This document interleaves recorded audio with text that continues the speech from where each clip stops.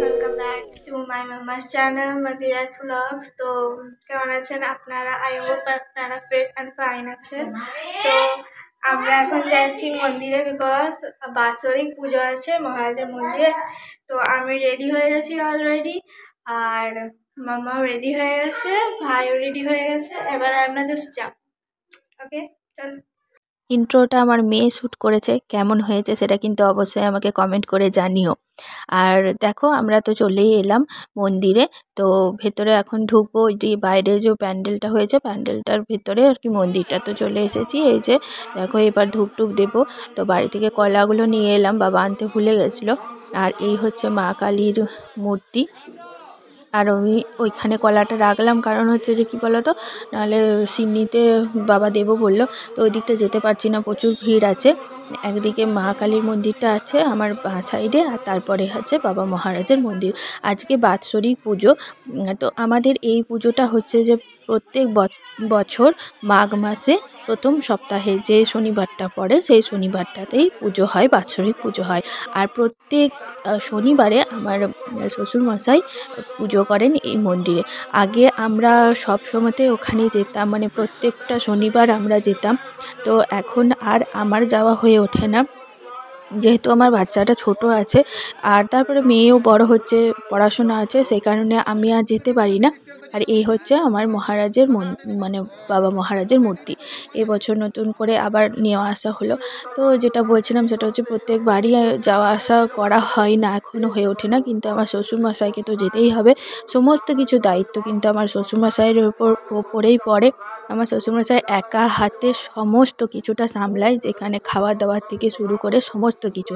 প্রচুর কড়াই খিচুড়ি হয়, প্রায় মানে 12-13 কড়াইয়ের মতো খিচুড়ি হয়। আগে আরও হতো, 20-21 কড়াই করে হতো, কিন্তু এখন একটু কমেছে। যেহেতু সামনে আমাদের সিআরপিএফ ক্যাম্প আছে, তো সেখান থেকেও প্রচুর মানুষজন আসেন পুজো দিতে। একদম পুরো ভর্তি, তোমরা সবাই দেখতে পাচ্ছ যে কীরকম মানে ভর্তি হয়ে আছে। আগে আরও প্রচুর লোকজন হতো, তো এখন একটু কমে গেছে মানুষজন, যেহেতু বাইরে চলে যাচ্ছে সেহেতু তো একটু করে কমতেই থাকছে। তো ঠাকুরের কৃপাতে মোটামুটি আমাদের খুব ভালো করেই সমস্ত কিছু চলে যাচ্ছে, পুজো টুজো হচ্ছে। বাবা একা অনেকটা সামলায়, প্রচুর ফল প্রসাদ সিন্নি এসব দেওয়া হয়, আর খিচুড়ি খাওয়ানো হয়।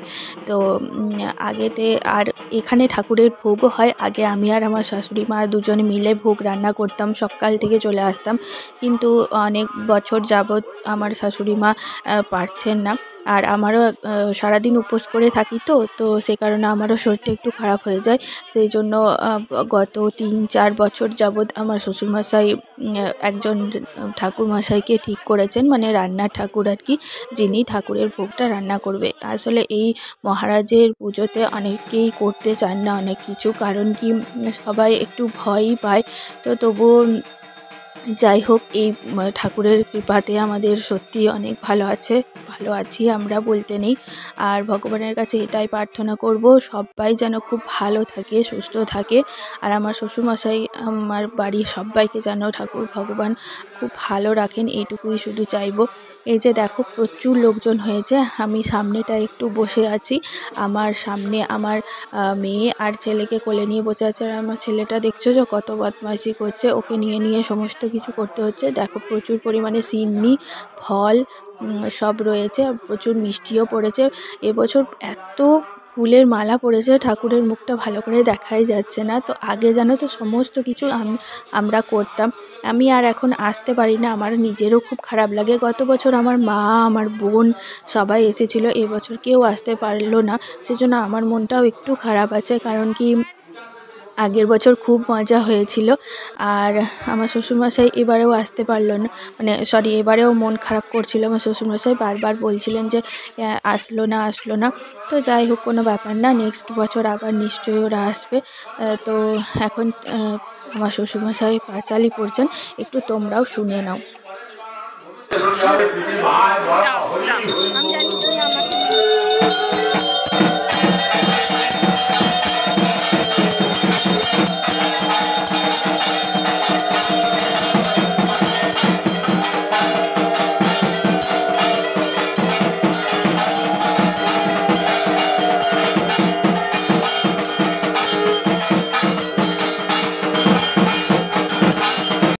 তারপরে এই যে সব পুষ্পাঞ্জলি দিচ্ছে, এখন আমাদের একবার দেওয়া হয়ে গেছে। আর ওদিক থেকে আমার মেয়ে ভিডিওটা করছে। অ্যাকচুয়ালি আমাদের আমরাই এখন দিচ্ছি, আমি একদম পুরো সামনেটাতে ছিলাম আর মেয়ে পেছন থেকে করছে বলে একদমই দেখতে পাওয়া যাচ্ছে না। তো বাবা এখন দুবার পুষ্পাঞ্জলি দেবে, কারণ প্রচুর ভিড় হয়ে যাবে। অ্যাকচুয়ালি মন্দিরটা আরও ছোট ছিল জানো তো।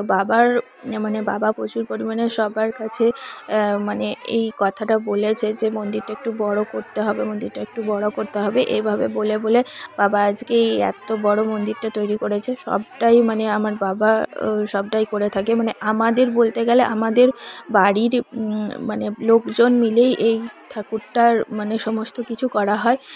গ্রাম থেকে খুব একটা যে কোনো কিছু করে সারা বছর সেটা না, শুধু এই টাইমটা সবাই এসে একটু কাজে হাত লাগায়, ব্যাস এইটুকুনি, আর কিছুই না। বাকিটা পুরো দায়িত্ব কিন্তু আমার শ্বশুরমশাইয়ের। আর এদিকে রান্না বান্না সব হচ্ছিল, যে যারা জনসাধারণ মানুষ যে খাবেন তার জন্য পুরো এদিকে রান্না বান্না সকাল থেকে শুরু হয়ে গেছে। এবছর গ্যাস করা হয়েছে, এবছর আর কাঠের ব্যবস্থা করা হয়নি, বাবা পারিনি অতটা করতে। তো সেই কারণে এবছর গ্যাসে রান্না হয়েছে, প্রায় হয়েই গেছে রান্না সমস্ত কিছু। আর ওইদিকে বাবার পুজোও কমপ্লিট হয়ে গেছে, এবার হোম হচ্ছে, বাবা হোম করতে বসে গেছে। তোমাদেরকে আমি লাইভ অনুষ্ঠান করে একদম দেখিয়েছি, যে যারা যারা দেখেছো তারা সবাই জানো বাবা হোম করছিল। আর যারা দেখোনি তারা আমার লাইভটা কিন্তু আবার দেখে নিতে পারো। আমি লাইভ করেছিলাম ওখানেই বসে বসে। এখন এই যে হোমে যারা যারা উপোস করে তারা এই যে হোমে এই যে জিনিসটা দেওয়া হয় সেটা কিন্তু সবাই মিলে হোমে দেয়। তারপরে সমস্ত কিছু কাজবাজ হয়ে যাওয়ার পরে আমরা যারা উপোস করেছিলাম, যারা আমাদের ঠাকুর এটা অ্যাকচুয়ালি মানে আমরা যারা থাকি 12 মাস সব সময়তে, তারাই এই উপরে খায়। আর আমার হাজব্যান্ডের কিছু চেনা পরিচিত মানুষজন এসেছেন, তারা সবাই এই যে খিচুড়ি আর চাটনি হয়েছে সবাই মিলে এখন খেতে বসে গেছি। আর বাবাকেও আমি এবার বসিয়ে দেব খেতে।